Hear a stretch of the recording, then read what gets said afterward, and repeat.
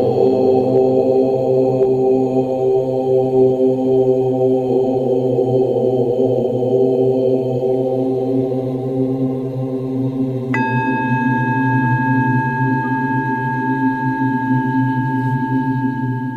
नमः शिवाय। मित्रों, आज मैं भगवान गणपति के विषय में कुछ चर्चा करना चाहता हूँ। गणपति भगवान विघ्नों के हर्ता हैं, विघ्नों को दूर करने वाले हैं और सभी अमंगलों का नाश करने वाले, मंगल को करने वाले।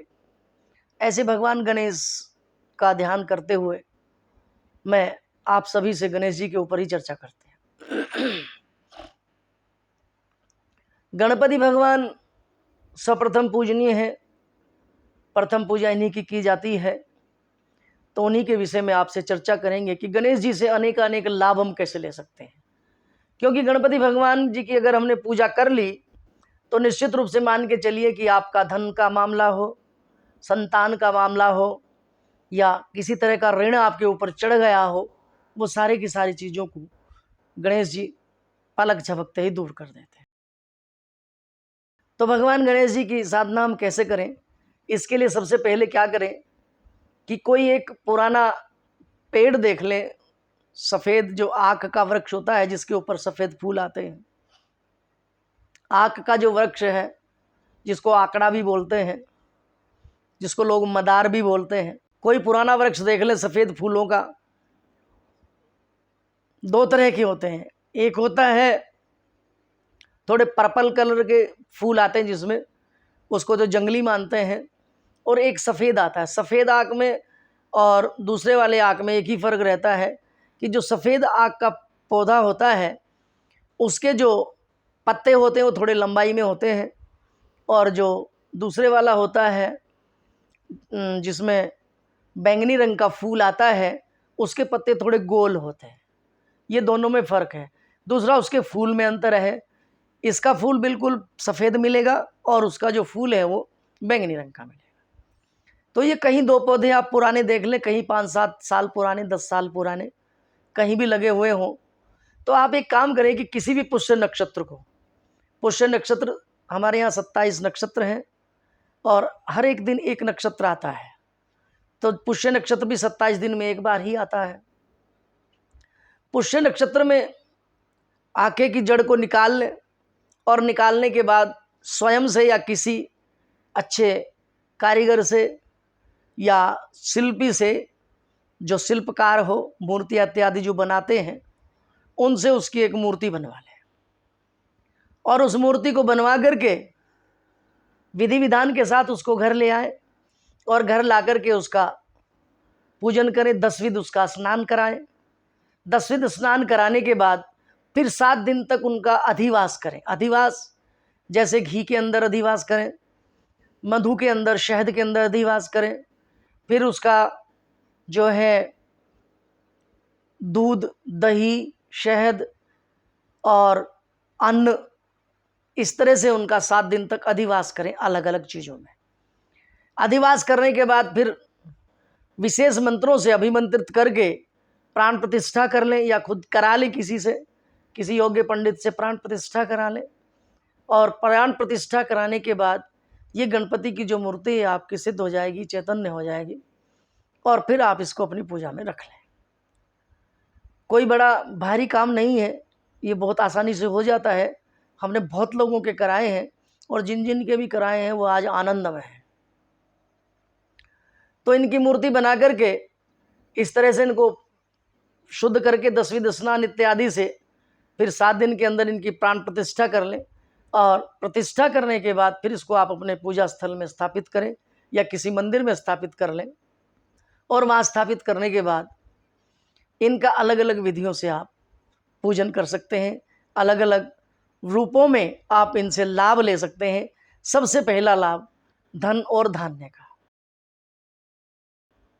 धन धान्य, अगर आपको धन धान्य चाहिए, आपके पास धन की कमी है, धन कैसे आएगा, इसके लिए भी मैं आपसे बताता हूँ। इनका गणपति जी का एक मंत्र है। मंत्र इस प्रकार से है। गणपति जी का जो मंत्र है, ओम श्री गंग सौभाग्य गणपते वर वर वर दे सर्वजन्मे वसमानाय स्वाहा। ये मंत्र है। इस मंत्र का आप 1.25 लाख जप कर लें। जप करने के बाद प्रतिदिन मोदक का भोग लगाएं और भोग लगाने के बाद फिर इनका हवन करें। हवन के बाद फिर भोजन कराएं, ब्राह्मणों को भोजन कराएं या बच्चों को भोजन कराएं। कराने के बाद निश्चित रूप से आपकी जो धन की समस्या है वो धन की समस्या आपकी दूर हो जाएगी और आपको धन इसमें से प्राप्त हो जाएगा। ये तो हो गया एक प्रयोग। अब इससे अगला प्रयोग ऋण मोचन का है।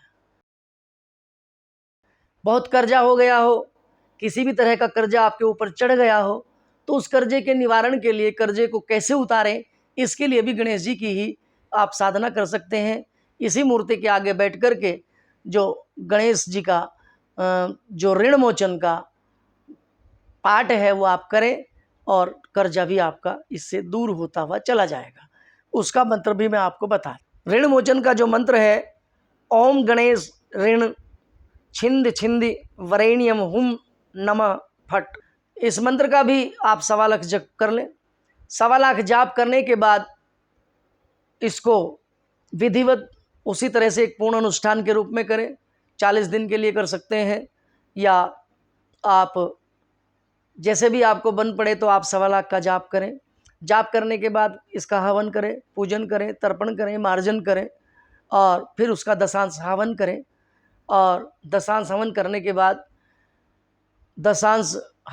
के बाद फिर ब्राह्मण को भोजन करावें या बालकों को भोजन करावें तो निश्चित रूप से आपका जो कर्ज है वो भी उतरता हुआ चला जाएगा। आपको पता ही नहीं चलेगा वो कैसे आपका उतर गया। अगला जो इनका एक और प्रयोग है गणेश जी का, वो कर सकते हैं जिन महिलाओं को बच्चे पैदा न हो रहे हों या बच्चे गर्भ में रह जाते हैं और वो किन्हीं कारणों से गर्भपात हो जाता है, उन सबको भी ठीक करने के लिए इन गणेश जी की साधना आराधना हम कर सकते हैं। इनका मंत्र आप डिस्क्रिप्शन बॉक्स में से देख लेना, वहाँ मैं लिखवा दूंगा, क्योंकि इसमें मंत्र, यंत्र और औषधि 3 चीज़ों का इसमें समावेश किया जाएगा।